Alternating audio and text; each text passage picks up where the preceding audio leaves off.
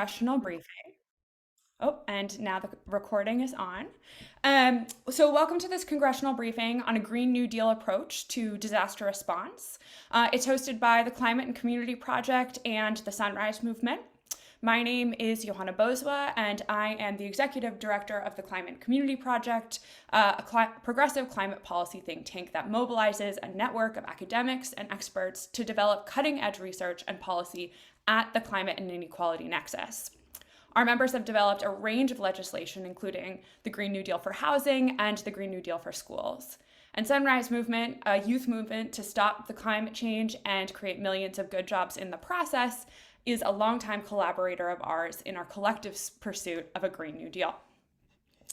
Today, our briefing focuses on how the United States responds and prepares for crises and disasters right now, and how those responses need to change to handle the reality of increasing disaster in a warming world.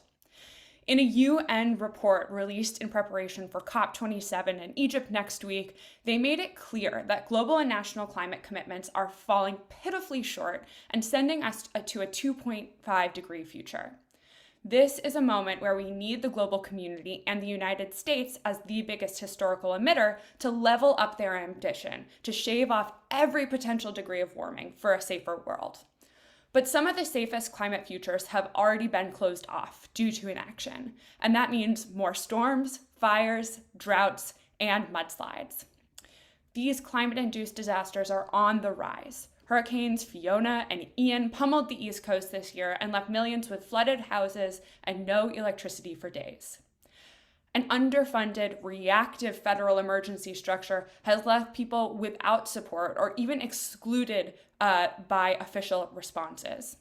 We need to change that, but not with band-aids or patch-ups. We need a comprehensive response to disaster that supports communities during and after disaster and structurally shifts the conditions that make people vulnerable to begin with. The recently passed Inflation Reduction Act makes big strides at investing in the green economy with big subsidies for renewable energy, rebates for retrofits, and support for switches to electric vehicles. However, the bill largely left out disaster preparedness and response. In the Climate and Community Project's most recent memo, we call for a comprehensive Green New Deal approach to disaster. Our panel today will give us a glimpse into the sort of federal actions we can pursue to make a Green New Deal for disaster response. It is my pleasure to introduce you to today's incredible panel of experts. If we go to the next slide. We have Lauren Manus as the Advocacy Director at Sunrise Movement. She grew up in South Florida, where intensifying climate change-fueled hurricanes threaten her community every year, including this one. Batul Hassan is also the policy manager at the Climate and Community Project. She works on a just disaster response with us and has worked as a cultural mediator in Serbia during emergency situations and worked with New York City Health and Hospitals on their COVID-19 response.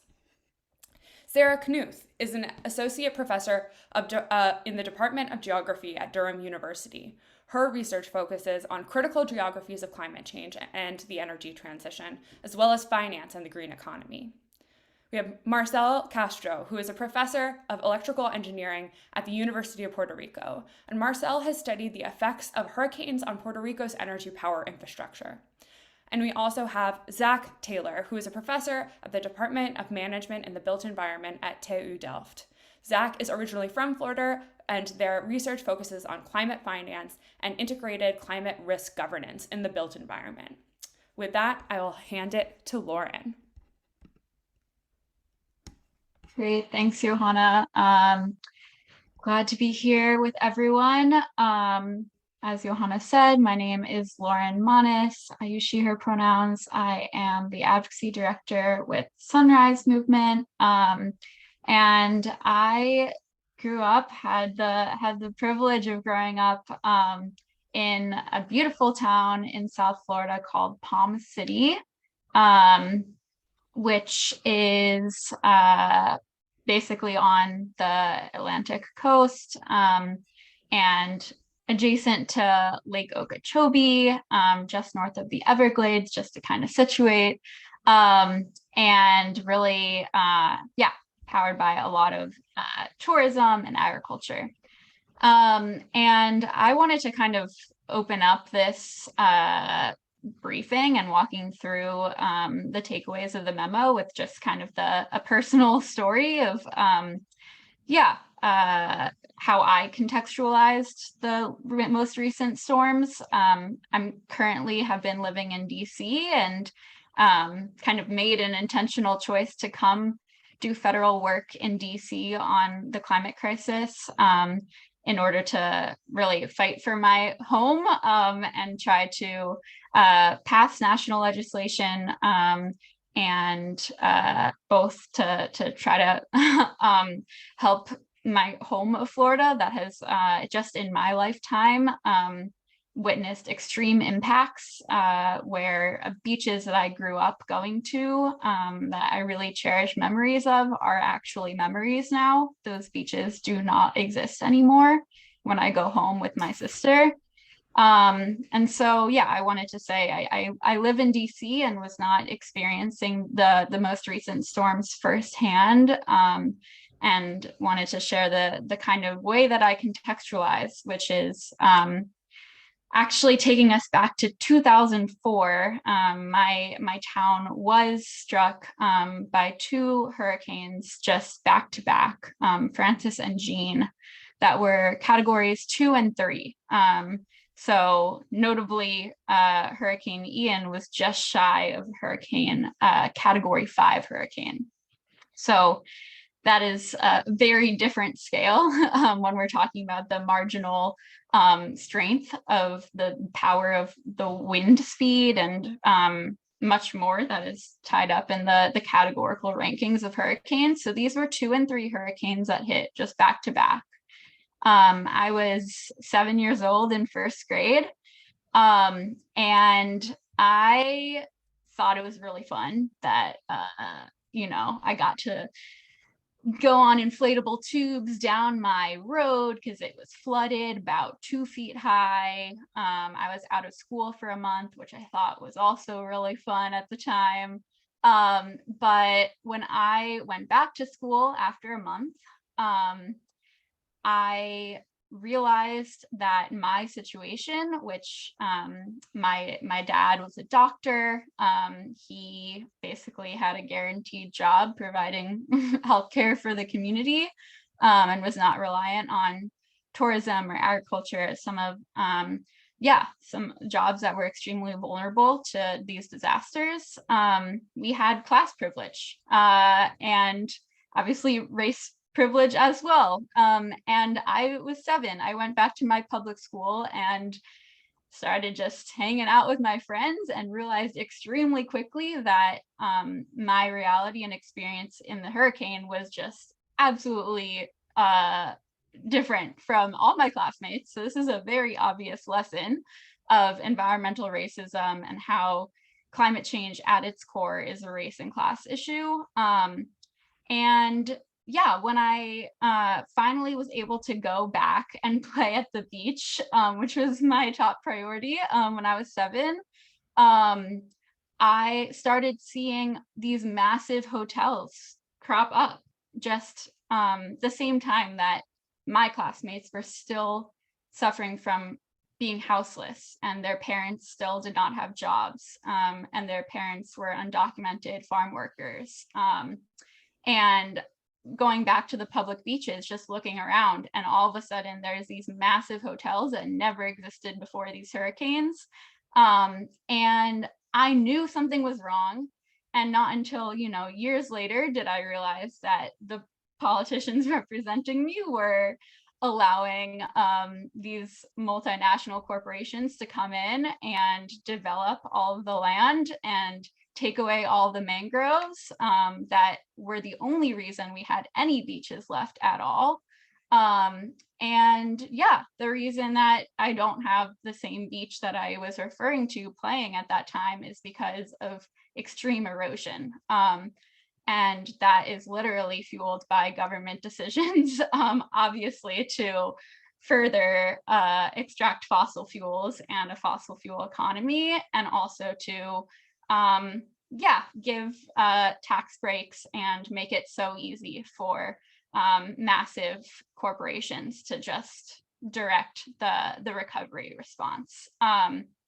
And yeah, a lot of people in my town actually still deny climate change, but they do not deny the increasing frequency and strength of storms and hurricanes that they face year after year. The other thing that they maybe deny is the role of the government in their lives. But what they do not deny is that they need assistance from the government. They are demanding help rebuilding homes still. And they also are demanding good jobs. Immediately when these companies came in, they were put in jobs that were not union jobs. Before, they were actually in jobs that they felt were meaningful to our community. And many were affiliated with unions. All of a sudden, they're working for massive corporations that are not localized and do not provide the same level of care and benefits. And I was talking about 2004. Now we're in 2022, nearly 2 decades. And in those 2 decades, global temperatures have risen 0.6 degrees Celsius. And that, we usually talk about staying under 1.5 temperature rise. That's half of that that we're talking about, from the category 2 and 3 storm to Hurricane Ian, which was just shy of category 5. So just in the past 9 years, from 2013 to 2021, we have seen the 10 warmest years on record.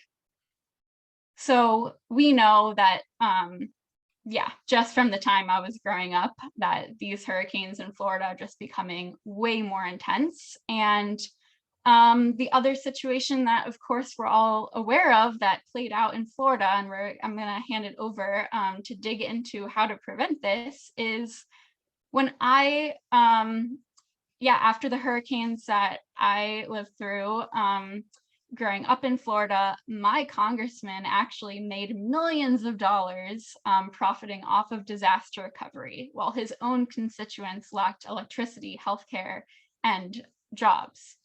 And then after Hurricane Ian, we saw Ron DeSantis and Elon Musk partnering with SpaceX and Tesla to catalyze the response and make sure there were communication infrastructure. So we're seeing parallels, and we can't continue to let this injustice happen when there's such a powerful crossroads to actually recover and give people the assistance and agency and good jobs and community resilience that we really are demanding. So with that, I will pass it over to, Sarah, to start digging into what the takeaways and responses of the paper look like. Thanks so much, Lauren. So my name is Sarah Knuth. I am one of the authors on the memo. And so what I want to do is talk a little bit more about what the kind of policy vision of this memo is, and a broader Green New Deal for disaster response, before getting into just a little bit of the structure of it. So we hope you will all go read it, of course. But just to give you a sense of what the kind of range of policy kind of visions that we propose at greater length in the memo is, before handing off to the next 3 speakers who will speak to different aspects of the recommendations that we propose in the memo at more length. And so speaking to the last 2 speakers, the main idea here is we're already dealing with a disaster response system in the United States that, number one, is woefully underfunded. Even for the disasters we already face, even setting aside climate change for now, we're not prepared in terms of funding for the degree of hazards that we currently face. We haven't been for a while. And it is by and large a very reactive system. So we see outlays of funding in response to disasters, but with far too little funding spent on more transformative efforts at disaster preparedness, which alleviates the pain and the costs in advance. So we're not spending enough money, and we're not spending it in the correct ways. And that is a problem that is really being compounded at an alarming rate due to climate change, just because, as the previous two speakers noted, the things like the recurrence intervals of very severe storms. Certainly, we have hurricanes Ian and Fiona, but we also have 4 other hurricanes among 6 named storms this hurricane season. And this is a trend we anticipate continuing. And so, all of the coasts along, the Gulf and the East Coast, we can anticipate this is what we're dealing with in terms of disaster events that we have to prepare for in a more transformative way going forward. But we also have, and simultaneously, more wildfires across the East Coast, or sorry, across the West Coast and beyond. We're dealing with drought on the West Coast again, and some more. We're dealing with heat waves. We're dealing with cold snaps. We're dealing with a number of different events and different kinds of events across the United States, and all occurring together at an increasing rate. So this is the kind of thing that we need to think about in a more transformative way in terms of our funding and the infrastructures that we put in place, again, both for response to disasters in the event, but also in long-term preparedness and planning against disasters. So, the main line here and why we talk about a Green New Deal logic here is this has to be mustered by the state at the end of the day. The scale of response that we're dealing with is not something that can be mustered by private companies coming in after disasters. And from our experience, nor should it be those entities charged with the kinds of long-term solutions that we need to be seeing here. The other main thing here is when we're thinking about a Green New Deal logic here, we're acknowledging that the disaster in a lot of cases, was not created by the hurricane. We're dealing with acute events and chronic, increasing events that are exposing underlying tensions, underlying precarity and injustice that we all know about, but that are sharply brought to light in these disaster events. So who is at the bleeding edge of a disaster in the response, and then also in the recovery after the response? And what does recovery even mean if you've already lost your job due, for example, to the financial crisis, and you lost your house, you've been precarious ever since, and then a hurricane comes and hits your community. So when we're thinking about rebuilding, we're not trying to establish a status quo that is already broken for far too many communities. We're thinking about much more transformative ways of, if we're spending this much money on the kind of long-term preparedness that we really actually do need now, how do we actually spend it in a smart way that actually makes communities more resilient over the longer term, and truly resilient, truly able to self-determine in a much more durable and just way? Next slide, please. Okay, so when we're thinking about the kind of phases that we're talking about for this policy memo, the kind of broad principle is laid out above. So we're thinking about a disaster response that delivers justice, again, for those most affected by disaster. And certainly we want to see funding for all communities affected, but with a sensitivity that notes that some folks are more categorically and structurally vulnerable to acute and chronic events, have been made more so. And creating stronger communities and creating good jobs. So having a sense of the kind of work that is actually needed to rebuild communities, and how to do that in a way that creates durable, high road jobs. And then addressing this, again, parallel need of large scale investment. If we're spending the money, we should be spending the money in a smart way. And if we're spending the money to rebuild communities, we should be spending the money to build low carbon communities, because decarbonization is ultimately really what we need to prevent the disasters we're seeing from getting much, much worse than they already have become. So we need to be thinking about rebuilding in a way that actually builds in low carbon infrastructures across a kind of range of scales of the communities we're looking at. So the phasing that I'm going to talk about here, we're thinking about immediate actions. We've phased this in the report structure itself. When we're thinking immediate actions, this is actually actions taken in a disaster event, especially an acute disaster event, though some of these actually apply to more chronic responses as well. And this is especially thinking about things like decriminalizing disaster, which Batul Hassan is going to talk about in a second, but also removing barriers to aid and assistance during an event, ensuring that workers who are actually doing the recovery and the response work are actually protected, safe. The medium term that we're talking about is the kinds of interventions that we should be pushing for over, say, the next 2 to 12 months. And these are all kind of policy interventions that we see being able to be phased over this kind of timeline. And so a lot of what we're talking about here is things like community planning, preparedness, how to actually think about not just reactive strategies that just assume we're going to rebuild in the same ways in the same places, but instantiating better community planning as part of that. Certainly, this very, as Lauren really exposed for us, this and as we'll see again and later down the presentations, privatization, disaster capitalism is real. We're facing it in every big disaster I think that the US is experiencing right now. There is someone who is prepared to exploit it increasingly. And in the absence of the state stepping in and actually providing infrastructures in a more just way, we're likely to see a lot more of those stories going forward, which do create more long-term vulnerability. It's a real paradox that some of the solutions that are promised to us because we're not willing to fund better solutions are the ones that actually make more vulnerability in the long term. And rebuilding better. And here we're really starting to move into this long-term response as well, which is we should be building for decarbonization. And going forward, really everything that we're doing for decarbonization really also needs to be framed in terms of disaster risk mitigation, because that is what it looks like for the United States at this point. And so that really does involve some hard questions about where we develop and the future of the most exposed cities in some places. So I will turn it over now to the first of our speakers, who is Batul Hassan, and they'll talk you through each of these kind of phased responses, immediate, medium term, and long term going forward. Thanks. Thanks, Sarah. Hi, everyone. I'm Batul Hassan. I'm the policy manager at Climate and Community Project, and I helped work on this report. I'm going to take us through a bit of decriminalizing disaster response, building on a lot of what Sarah was talking about.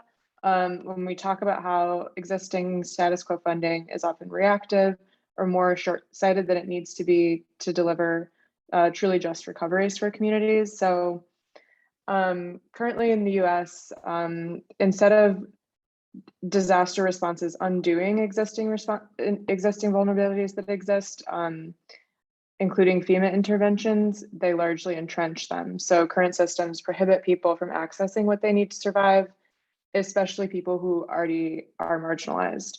So some examples include unhoused people who are among the worst hit by extreme weather events and generally disproportionately affected by disaster. They're at increased risk of death related to weather events, but they're often excluded from disaster messaging, from planning and prep, or even from applying for aid sometimes, as a lot of individual applications for FEMA grants require items or documents that unhoused people wouldn't have at their disposal.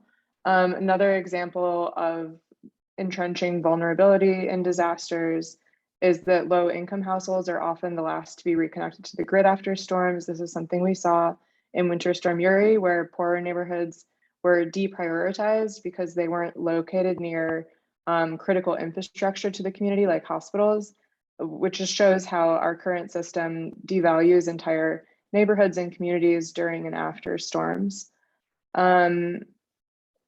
This kind of entrenchment of social and class disparities in recovery, or the gap between people who are able to recover and people who are unable and instead cycle through instability, is a reflection of how US disaster responses are funded and how they're rolled out.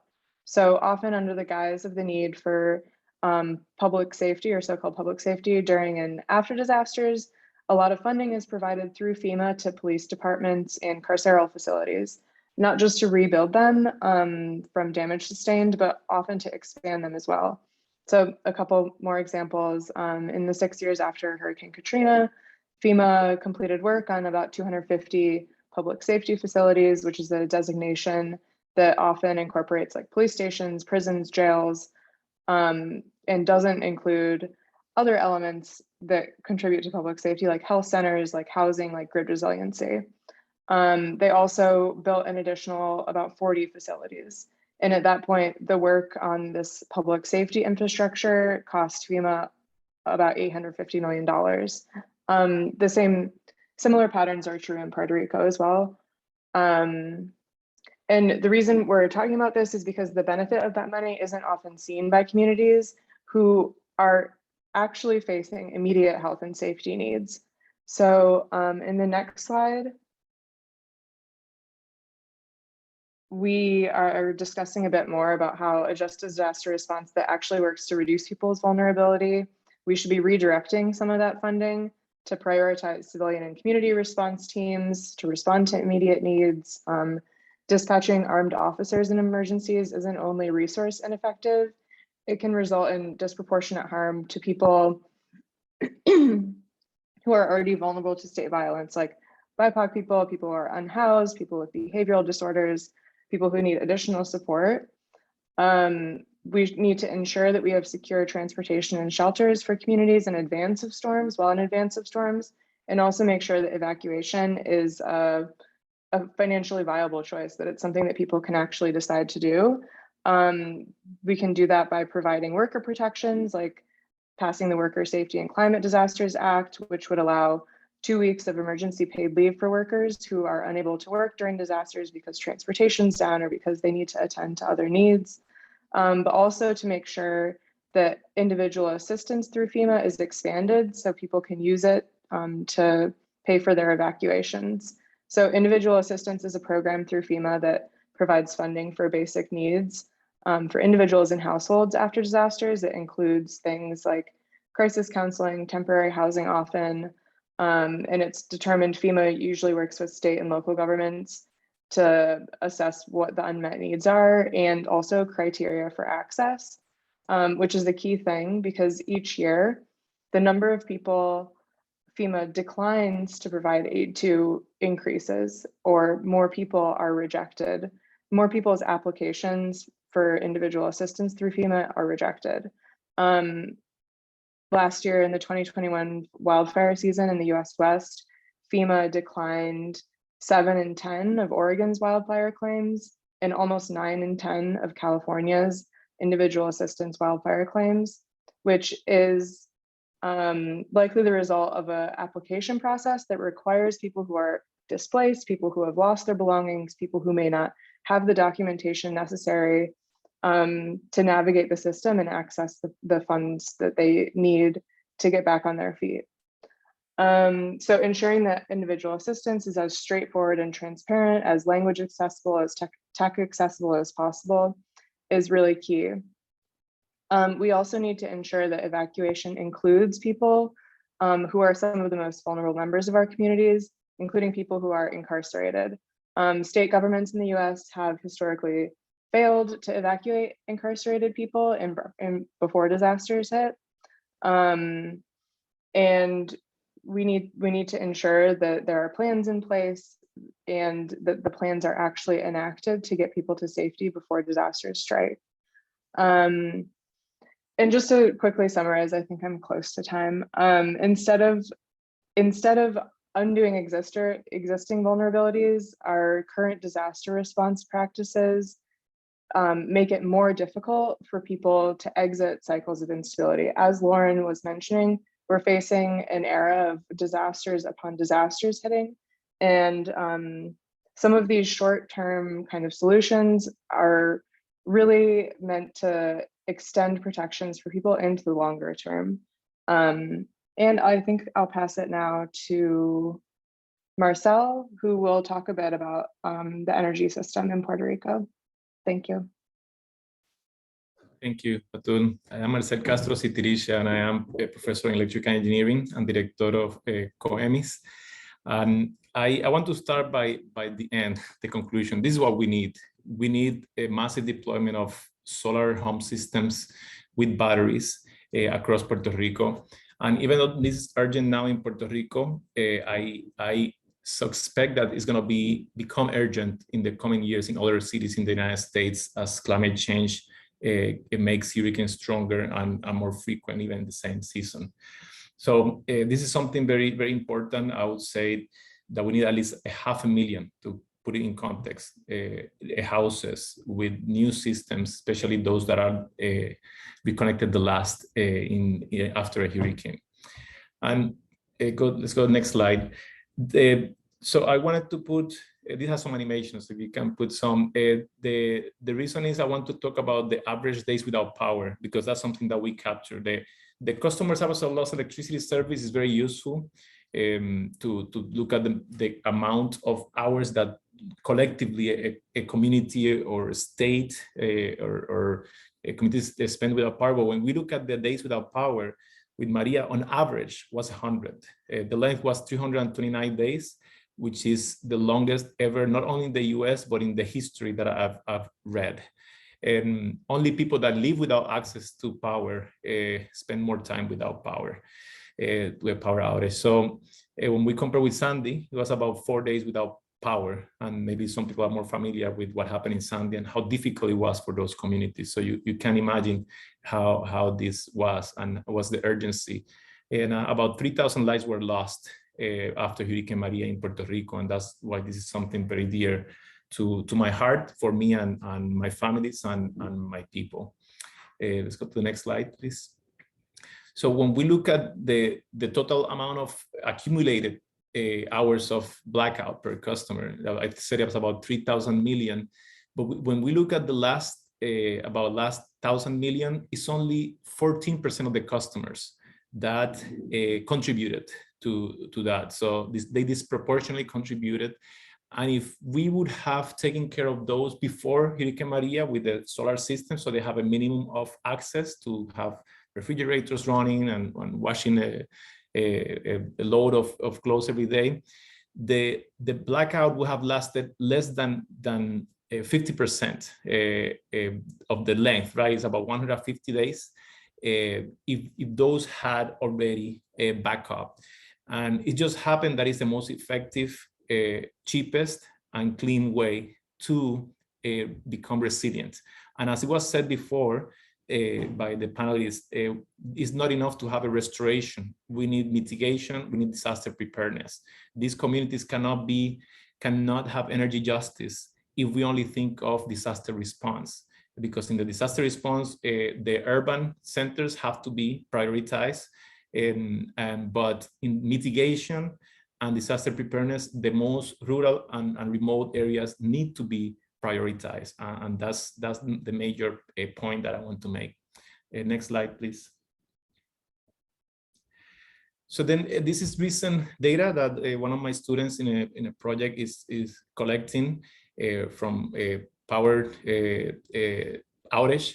So you can see by region, like how many people were without power. This has a little more than 1 million. It was more. So that's another issue we have of transparency of data. We have a private operator that is Luma now in Puerto Rico, and it's still not private, right? So we own the system, but it's being operated by Luma, which sometimes act like they own the system, but they do not. They came along with the Fiscal Control Board, which was imposed in Puerto Rico. And the colonial aspect that we have is very much important to this conversation when we talk about oppression, colonial aspect, and the responsibility in the Congress to end this uneven relationship. But that is for another talk also, even though the austerity measures implemented to that are very much related to the loss of life after hurricanes and how we still cannot prepare appropriately for the next system. Next slide, please.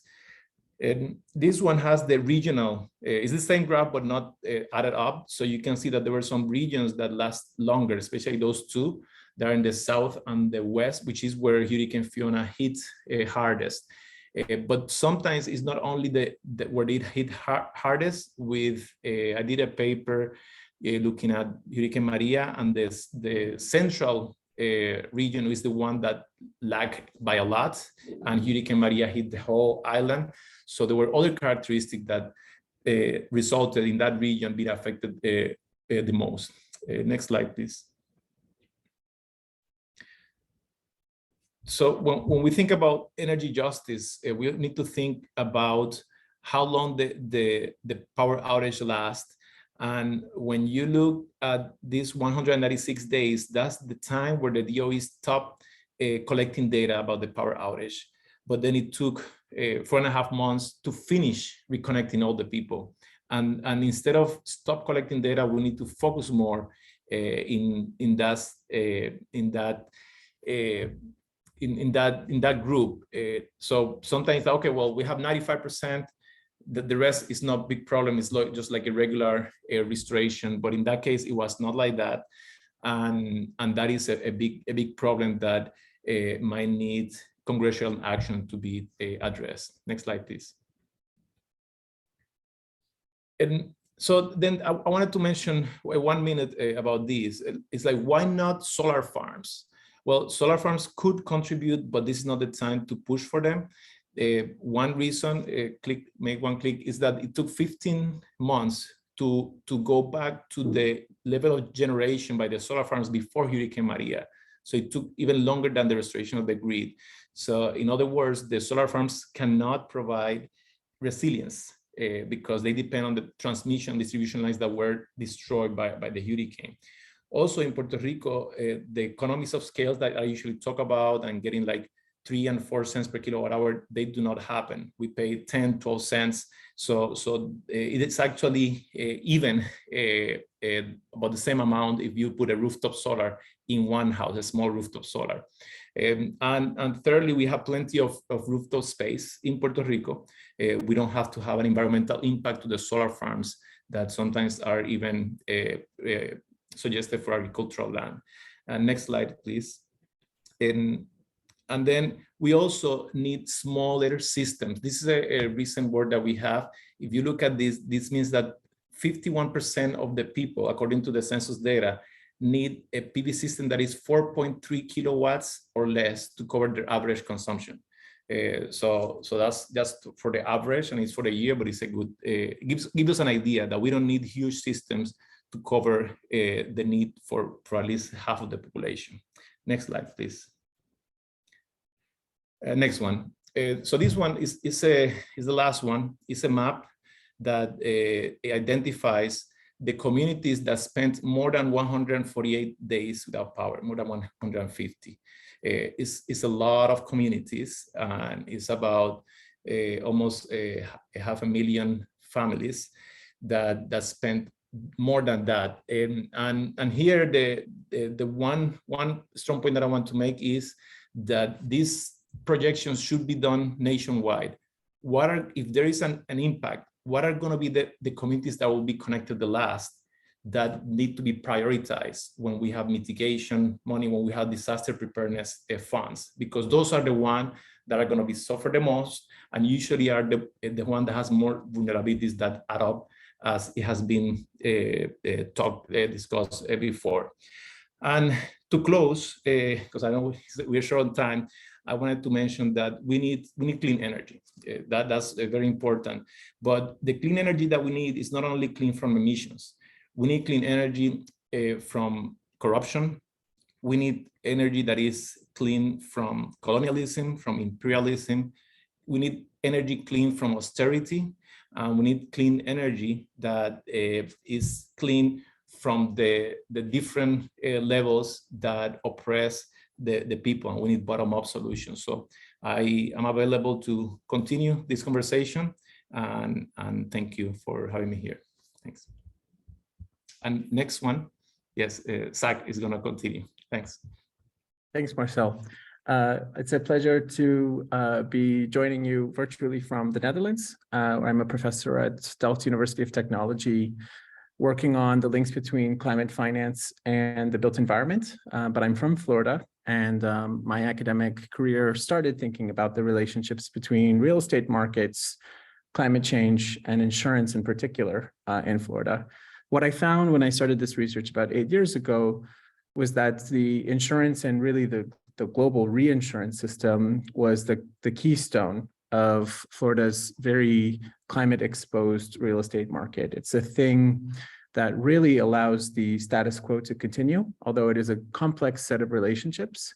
And unfortunately, Hurricane Ian I think shed some important light on some of these structural dynamics and can help us think more broadly about how in the long term we think about the relationships between development, finance, and adaptation.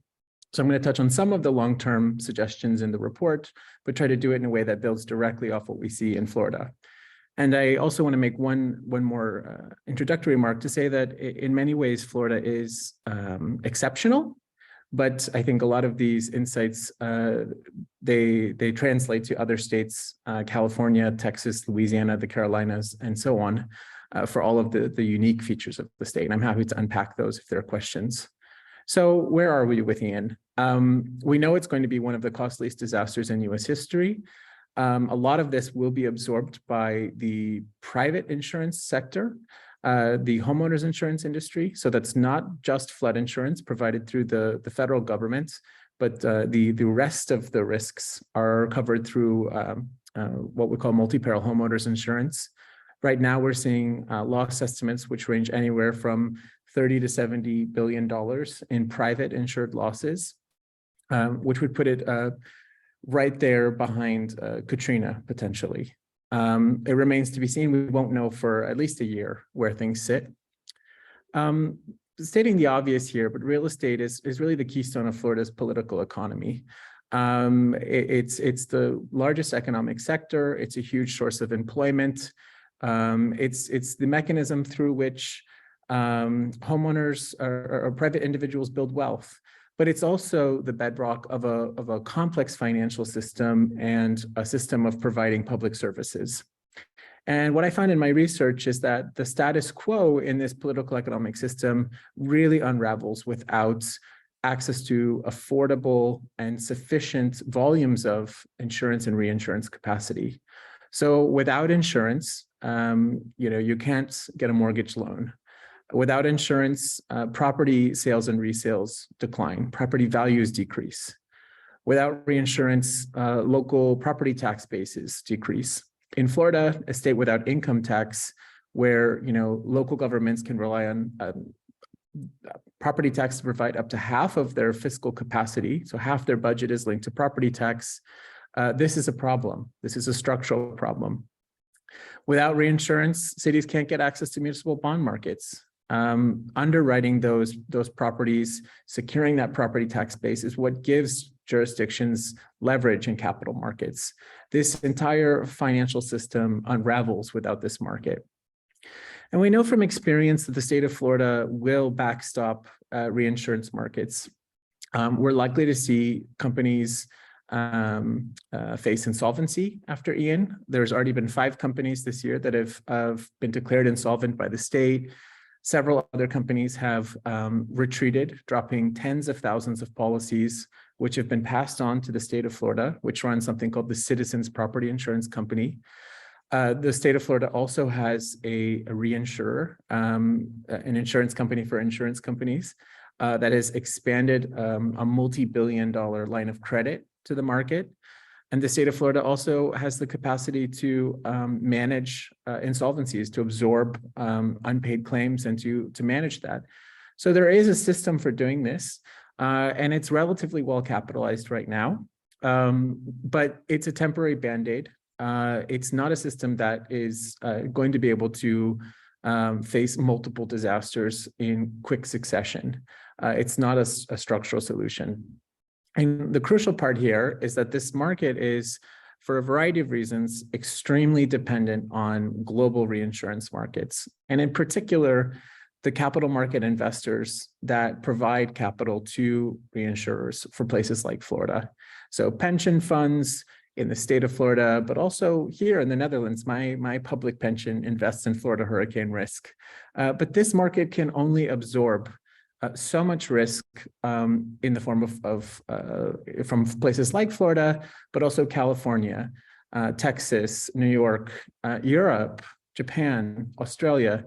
This is an interconnected global capital market that is facing losses in quick succession around the world. And when that happens, it means that there has to be rate increases everywhere to an extent in order to recover those losses. So globally, this is an industry that is really crucial to the future of places like Florida, but at the same time, it can't solve the problem, at least not at a price that ordinary Floridians can afford. It's also important to note that institutional investors in real estate, bond markets, insurance products, they're watching Florida very closely. And some have even exited the market even before Hurricane Ian hit. We see investors openly admit that they are no longer investing in Florida, or they want higher rates of return, or in other words, they see risk and they want to incorporate those charges on capital. We see discussions happening with regards to insurance premiums, where companies want to increase premiums. We see examples of mortgage lenders having discussions about increasing loan rates, for example. This is putting us on a fast track for climate redlining and for devaluation, disinvestment, and decline in communities. We can't allow resilience to be a luxury good. Next slide. So what can we do? Here are some of the suggestions that are in the report that come out of this practical example. We really need to help communities end their dependence on high-risk development. In Florida, but certainly not only in Florida, communities are structurally addicted to real estate development. If you're dependent on your property tax base in order to raise capital to provide services and replace infrastructure, that means you need to continually enhance the value of that property tax base. That means you need to gentrify or redevelop or increase the value of property in harm's way. This is a contradiction that we have to break. We have to find carrots and sticks that can realign incentives so that we rebuild, we retreat, and we restore landscapes in different ways. We also need to expand insurance programs to be hazard neutral and accessible across tenures. Right now, insurance is really a product that is for homeowners, with tenants being left out of it. There's often debates between whether something should be covered by flood insurance or homeowners insurance. Is it a wind risk? Is it a flood risk?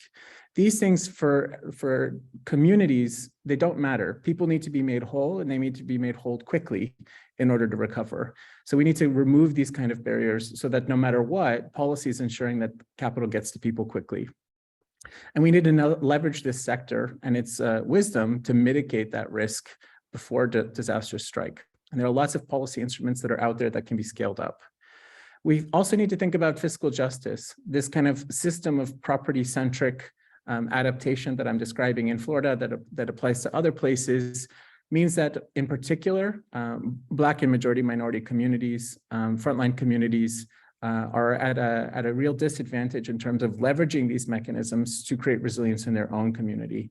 And so we need to create new mechanisms, fiscal mechanisms, planning mechanisms that encourage inter-community cooperation, that regionalize responsibility for disaster resilience so that we can counter some of these imbalances.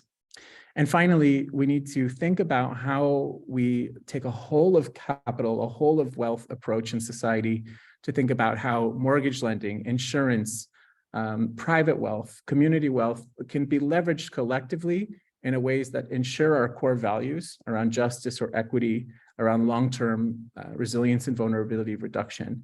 Because right now, the way we approach this at both the micro and regulatory scale, but also at the more community level and at the household level, is one where finance is competing and not necessarily solving the underlying social problems we want. So, a classic example here is that it makes a lot of sense for insurance premiums to be adjusted because climate risk is going up. But if those are going up at the same time that homeowners' expenses are going up because mortgages are more expensive, we get into these kind of perverse situations where the very communities that we want to protect with these financial instruments, where we want to grow wealth, end up creating mechanisms of devaluation and disinvestment and deepened injustice. So we really kind of need to rethink this entire financing arrangement and policy apparatus around our values. I know that's complex, happy to talk about it sometime, but thank you for the opportunity to be here and talk.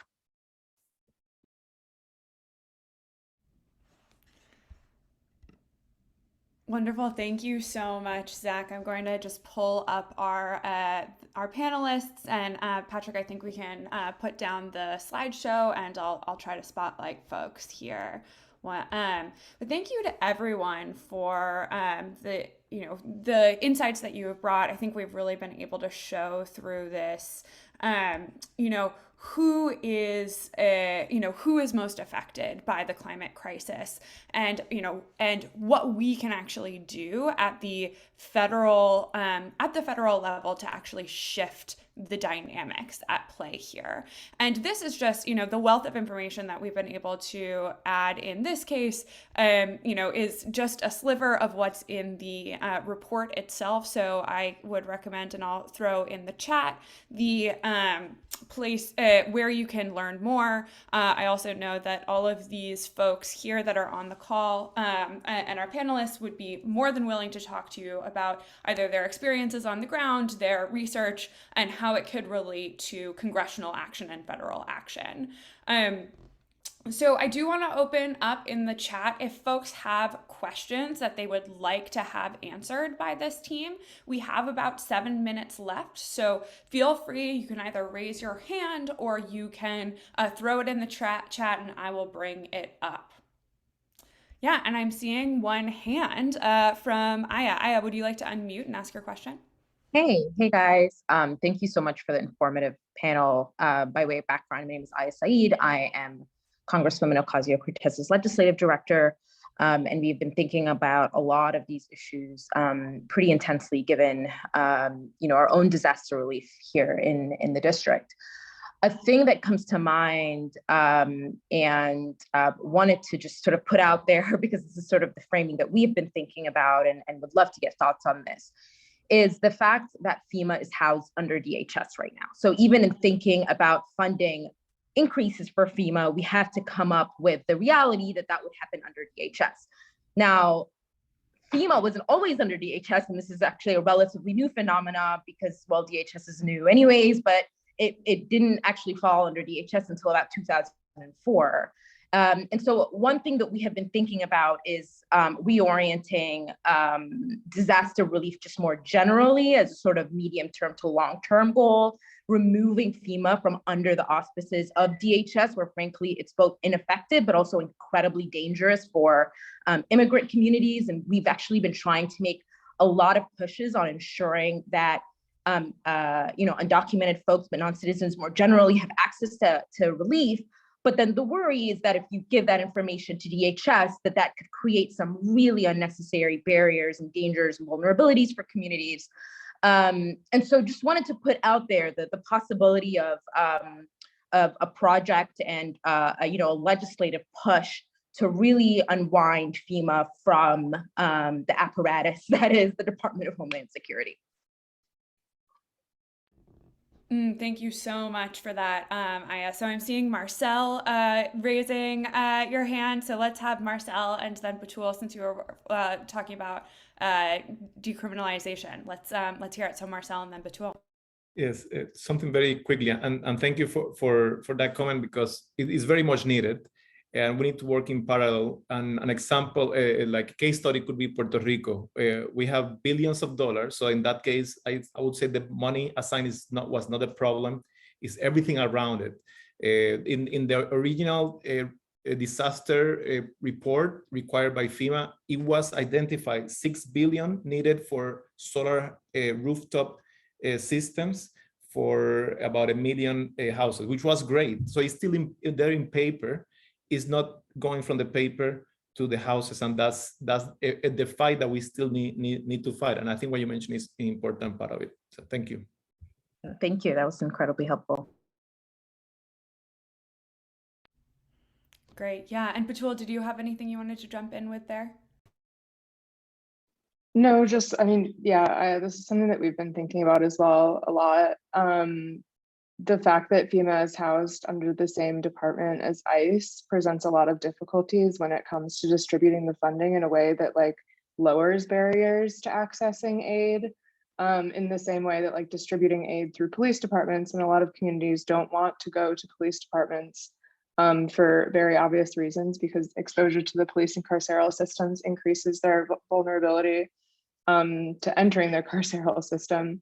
Yeah, it's great to hear that your office is thinking about this. Great, amazing. Oh, please, Aya. No, just wanted to say that, we'd love to figure out a way to engage sort of more seamlessly as we're piecing together our legislation and share it with you all and just sort of continue this partnership. Absolutely. Happy to follow up after this. I'm really excited about this, Aya.